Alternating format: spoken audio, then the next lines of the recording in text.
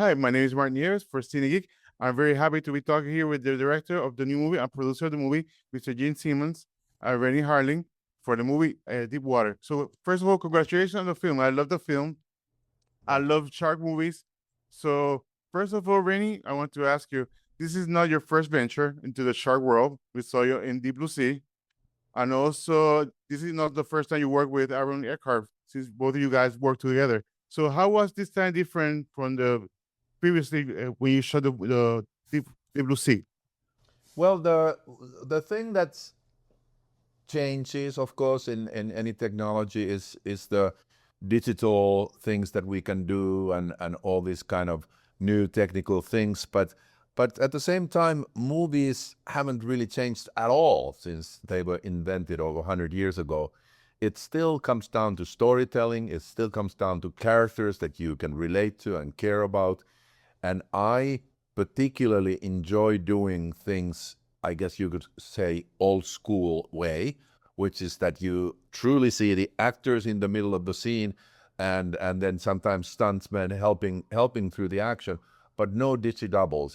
You can really go back to Charlie Chaplin or Buster Keaton, and the secret of their success was that they did these incredible sequences themselves, and the audience appreciates it, and they can feel like these people really spilled some sweat and blood to give us the true entertainment.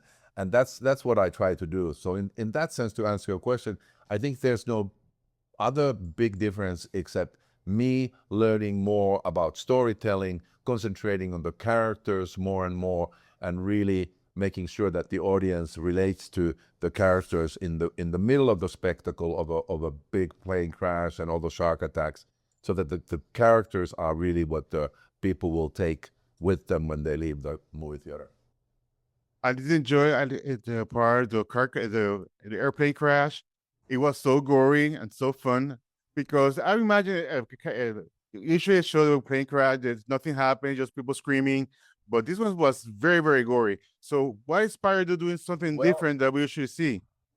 yeah, well, I wasn't so much concentrated on okay, let's make it as gory as possible, Yeah. but I wanted to make it as realistic as possible. And there are details of if a plane cabin is depressurized, what happens to items? You don't think about the bottles in the liquor carts or the laptops that people have on their laps and all those things that start flying through the that tube where everybody sits. And or if the plane crashes and it goes from hundreds of miles an hour to a standstill in a matter of seconds, what happens to the seats? There's just no way to build a plane strong enough that it could sustain that impact and not rip the people apart. So without going overly gory, I wanted the audience really to feel, when they are sitting in their movie theater seats, feel what it would feel like to go through that experience for real. And then Mr. Simmons, what attracted you to this project? Everything begins and ends with a script. It really does. And before the script is even written, it begins with a blank sheet of paper and a lonely writer someplace that starts the entire process once upon a time. And then you're really betting against the odds if the writer grabs a hold of a story that actually grabs you, that makes you want to be involved. And once a script, and it gets written and rewritten and rewritten, and once it gets to a point where it's actually a workable script, it starts to attract talented people. The set designers and the electricians and the so-and-so who say, oh, here comes a big one. They all want to get involved. Eventually, if you're lucky, you attract an Academy Award winning actor like Sir Ben Kingsley, who, by the way, was knighted by England's highest honor by the King of England. It doesn't get cooler than that. Aaron Eckhart, you don't have to say too much about because he's been a stalwart of American cinema and a great leading man. And you've got actors of all ages, all sexes, all sizes, all shapes, men, women, they, them, everything under the sun that are attracted, all because of the material. And before the movie gets underway that attracts money and so on, the leading actors want to know one thing. They're not going to fully commit to this until they ask the question, who's the director? Because everything begins and ends with the director.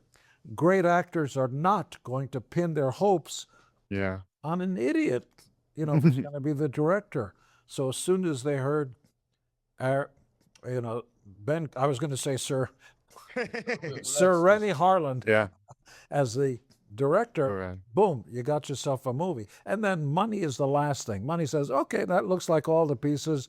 Let's go to town. And the best thing, there are different kinds of producers. Johanna, this guy's gorgeous wife who just gave birth to their third child, is a producer on the film.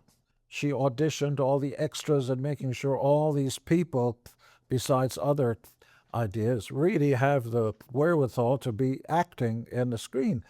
And then you got the line producer who shows up every day making sure the actors get their food in the hotel rooms and all that stuff. And then there are people like me that are way in the background that try to make the body politic work and make sure the money doesn't stop flowing and things like that. So we're way in the background.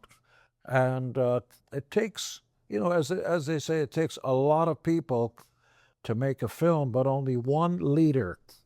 You can have a symphony orchestra, but there can only be one maestro, and everybody looks at that maestro, when to begin and when everything.